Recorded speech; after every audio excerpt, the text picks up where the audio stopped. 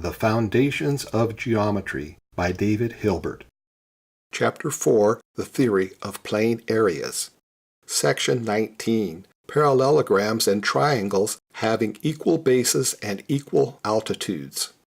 The well-known reasoning of Euclid, illustrated by the accompanying figure, furnishes a proof of the following theorem. Theorem 25. Two parallelograms having equal bases and equal altitudes are also of equal content.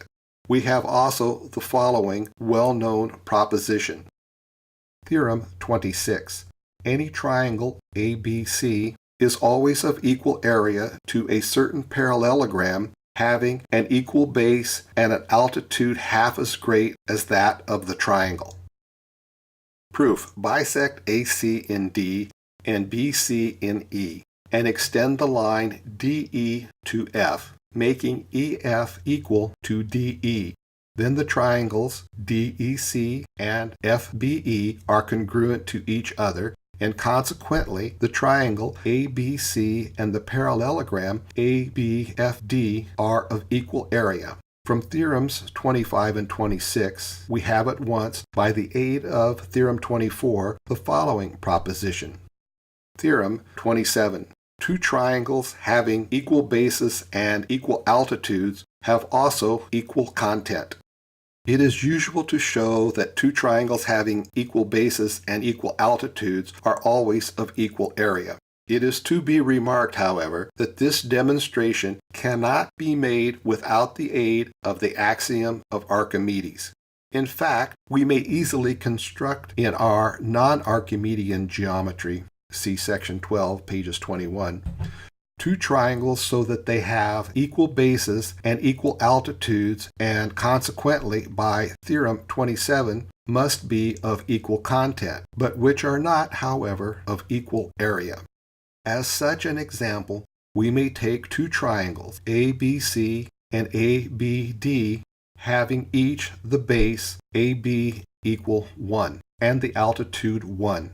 Where the vertex of the first triangle is situated perpendicular above A, and the second triangle, the foot F of the perpendicular, let fall upon the vertex D upon the base, is so situated that AF is equal to T. The remaining propositions of the elementary geometry concerning the equal content of polygons, and in particular the Pythagorean theorem, are all simple consequences of the theorems which we have already given. In the further development of the theory of area, we meet, however, with an essential difficulty.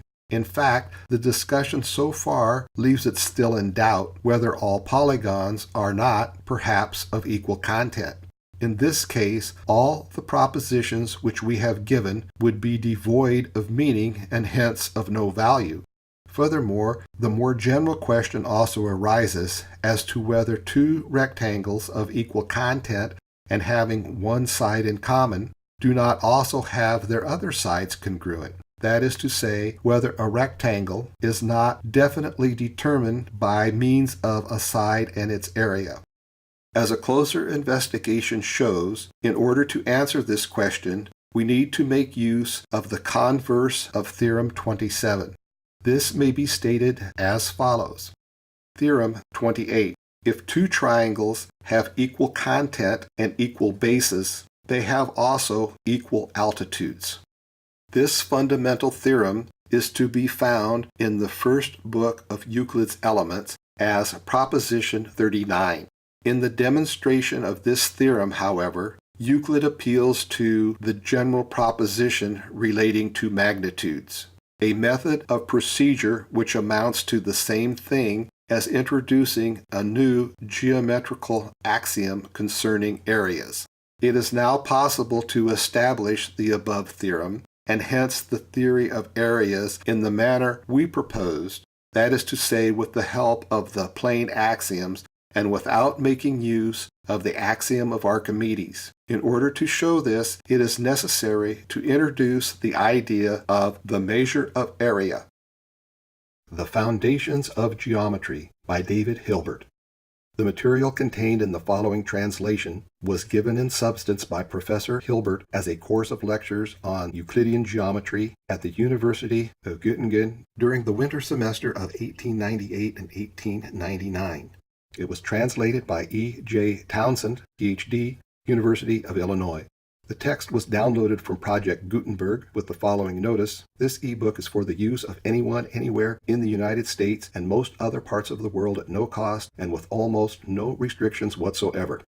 Read by Jim Wrenholt. Programming and illustrations by Jim Wrenholt. 2019. Portrait of David Hilbert by Reida Wrenholt. Thank you for listening.